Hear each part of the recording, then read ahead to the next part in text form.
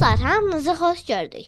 Bugün sizinlə birlikdə 4-cü sinif riyaziyyat iş dəftərindən səhifə 33 və 34-də olan tapşırıqları həll edəcəyik. Başlamazdan öncə kanalıma abunə olmağı və like atmağı unutmayın. Gəlin başlayaq. Pullar və onluq kəsirlər. 1. Cədvəl tamamla. Məbləğ 3.50 qəpik, 1.10 qəpik, 1.5 qəpik. Məbləğ manat və qəpiklərlə 1 manat 65 qəpik. Təsvir: bir xananın hamısını rəngləyirsiniz və digərində isə 65-ini rəngləyirsiniz. Məbləğ onluq kəsirlərlə, yəni manatla 1,65 manat. Digərində məbləğ 1 manat, 1,20 qəpiklik, 1,10 qəpik və 2,5 qəpiklik. Məbləğ manat və qəpiklərlə 1 manat 40 qəpik. Təsvir: bir xananın hamısını rəngləyirsiniz və digərində isə 40-ını rəngləyirsiniz. Məbləğ onluq kəsirlə manatla 1,4 manat. 2. Pulqabındakı məbləği onluq kəsirlər vasitəsilə manatla yaz. A. Hamısını topladıqda 0,95 manat edir. Digərində 2,65 manat, digərində isə 21 manat 60 qəpik edir. 3. Boş yerlərə uyğun ədədləri yaz. 0,15 manat bərabərdir 15 qəpik. 0,50 manat bərabərdir 50 qəpik. 0,99 manat bərabərdir 99 qəpik. 1 manat 10 qəpik bərabərdir 1 manat 10 qəpik. 12,32 manat bərabərdir 12 manat 32 qəpik. 15,20 manat bərabərdir 15 manat 20 qəpik. 1 manat 1,5 manat bərabərdir 1 manat 5 qəpik. 10,1 manat bərabərdir 10 manat 1 qəpik.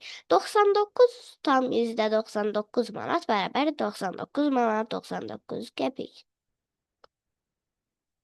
4.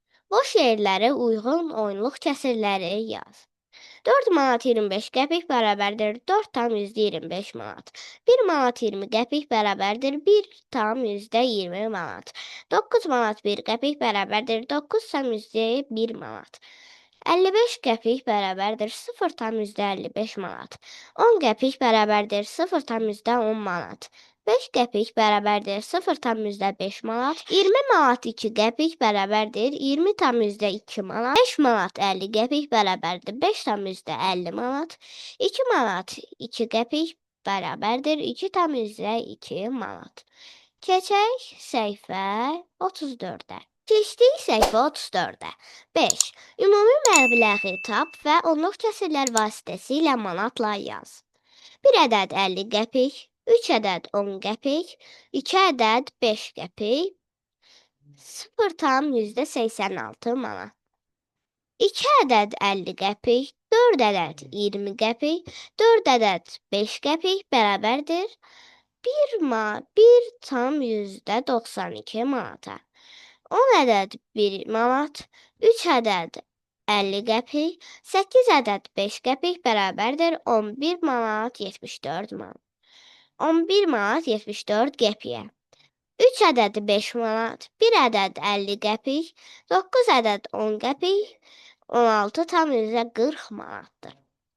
6. Pulqablarındakı məbləğləri onluq kəsirlər vasitəsilə manatla yaz və müqayisə et. A. 5 manat 20 qəpik böyükdür 3 manat 70 qəpikdən. B.